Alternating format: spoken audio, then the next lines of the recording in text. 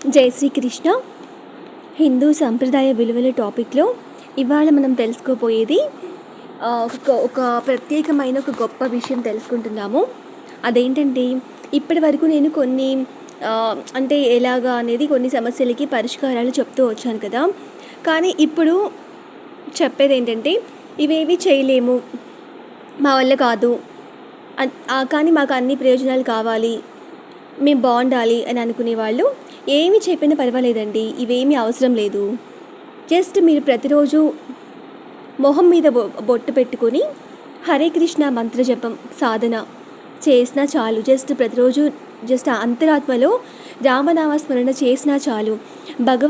భగవంతుని యొక్క నామస్మరణ, ఏ నామస్మరణ చేసినా చాలు. ఆ నామంతో ఎలాంటి పాపాలైనా పాతకాలైనా భస్మం అయిపోతాయి.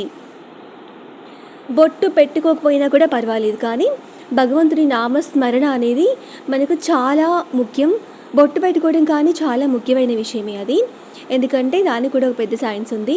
సో అది అందరికీ తెలిసిన విషయమే. కానీ ఇవాళ నేను భగవంతుని నామం గురించి చెప్తున్నాను. అసలు ఏం చేయకపోయినా పర్వాలేదండి, ఎలాంటి ఆచారాలు పాటించిపోయినా ఏం పర్వాలేదు. జస్ట్ మీరు మనసులో అంతరాత్మలో ఎప్పుడు ఏదో ఒక భగవంతుని నామస్మరణ చేసుకుంటూ ఉంటే మనకు తెలియని ఎన్నో చెడు శక్తులు మన నుంచి వెళ్ళిపోతాయి, ఎన్నో పాపాలు తొలగిపోతాయి, మనకి కావలసిన పుణ్యం వస్తుంది. మనకి ఏమైనా హాని కూడా జరగాల్సి ఉంటే అది కూడా తొలగిపోతుంది పక్కకి. అటువంటి ఎనర్జీ అనేది మన లైఫ్లోకి ప్రవేశిస్తుంది అనమాట భగవంతుని నామస్మరణతో. సో అందువల్ల చాలామంది ఇవి మేము పాటించలేము అని అనుకుంటూ ఉంటారు కదా. అటువంటి వాళ్ళు ఇవి పాటిస్తే కూడా చాలా మంచిది. కానీ అట్లా అనుకున్న వాళ్ళు మీరు ప్రతిరోజు డే అంతా మీకు ఎప్పుడు గుర్తొస్తే అప్పుడు భగవంతుని నామస్మరణ చేసుకుంటూ ఉండండి. మీకు అంతా శుభం జరుగుతుంది, అంతా మంచి జరుగుతుంది. మీరు ఇవేమీ చేయవలసిన అవసరం లేదు. ఇవేమీ చేయకపోయినా ఏం పర్వాలేదు. భగవంతుడు కాల స్వరూపము, కాలమే దైవం, కాలాతీతమైన వాడు ఆ శ్రీ మహావిష్ణువు, ఆ శ్రీహరి.